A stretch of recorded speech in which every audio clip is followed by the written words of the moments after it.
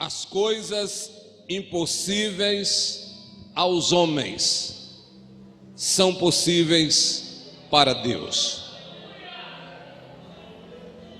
O Evangelho, em meio a tantas propostas que faz ao homem, uma delas é uma parceria que o Evangelho propõe, uma parceria entre o homem e Deus. E numa parceria, como sabemos, as duas partes ou mais partes entra com alguma coisa. Deus, o Senhor Todo-Poderoso, Ele entra nessa parceria com aquilo que nós não podemos fazer. Todos nós temos alguma capacidade, a condição de fazermos alguma coisa. O nosso parceiro, Deus, ele entra com a parte que nós não temos como fazer. Partindo desse princípio, à luz da Bíblia, e considerando também um pouco da história, é aí que nós vamos descobrir alguns detalhes interessantes e também tirar algumas dúvidas de algumas pessoas que, ao observarem a ação do Evangelho a benefício de algumas pessoas, muitas delas ficam sem compreender.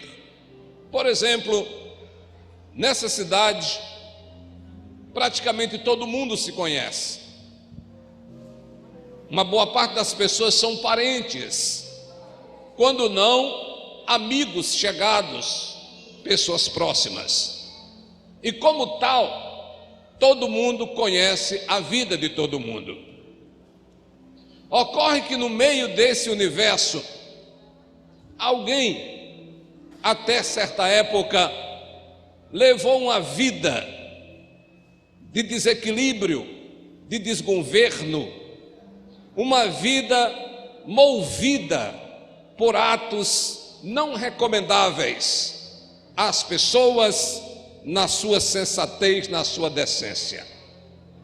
Um dia, uma daquelas pessoas que desde a infância era conhecida de todas e por uma certa época entrou por caminhos que ao longo da experiência tornaram-se caminhos sem volta. Alguém, ao analisar o quadro da pessoa, deve ter dito: para este fulano não tem mais jeito, esse cidadão vai acabar dessa forma como está. Mas um dia ou uma noite, aquela pessoa que não mais merecia crédito, aquela pessoa que a família se cansou dela, ou mesmo aquela pessoa que nem ele mesmo acreditava mais na sua restauração, e um dia aquela pessoa perdida, desiludida, fracassada, frustrada, se depara com um culto evangélico, ou entra em um templo onde está havendo um culto, e aquela pessoa, sem propósito, começa a ouvir os cânticos, as orações, a pregação da palavra. E no final do culto, quando geralmente a liderança do culto oferece oportunidade às pessoas que não são crentes, aquela pessoa faz a sua decisão. Em muitos casos, a decisão daquela pessoa foi fora da sua lógica, do seu raciocínio, mas ele fez, ou ela fez. Dali para frente, aquela pessoa é tida como um novo convertido, um recém-convertido ao Evangelho de Jesus Cristo. As pessoas que conheceram aquela pessoa desde a sua infância e muito especialmente os últimos momentos da sua vida, agora diz: fulano entrou na lei dos crentes. Tem até aqueles que, em tom de zombaria, abre a boca e diz: tudo que não presta dá um crente. E eu costumo dizer que dá um crente bom.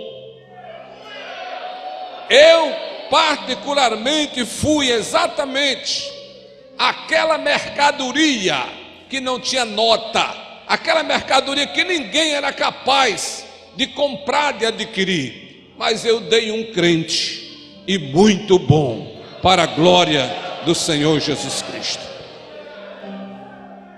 Aquela pessoa que era viciada, oprimida, dependente, desmoralizada, de repente é vista, bem vestida, bem alinhada, Bíblia na mão, e vindo com a família para a igreja, e aquilo causa um espanto às pessoas. Fulano, além de dizer que é crente, agora está com a família, o que ninguém nunca viu isso. Meus amigos, meus irmãos, o que me chama a atenção na questão é que aquele fulano, normalmente, ele era encontrado em um bar, ou numa casa de jogo, num ambiente de farra. Quem quisesse encontrá-lo, não fosse procurar na casa dele, bastava ir em um bar, no ambiente X. Ele era freguês de carteirinha. Mas depois daquele instante que ele disse: quero aceitar a Jesus, a vida dele começou a sofrer mudanças. E as pessoas lá fora dizem o seguinte: fulano entrou na lei de crente. Mas ocorre que não foi numa lei que ele entrou, ele foi convidado a ser parte de um parceiro chamado Deus. Aleluia, oh aleluia. Deus ofereceu a ele, fez a ele uma proposta, e ele, sem imaginar no que resultaria daquilo, ele aceitou a proposta.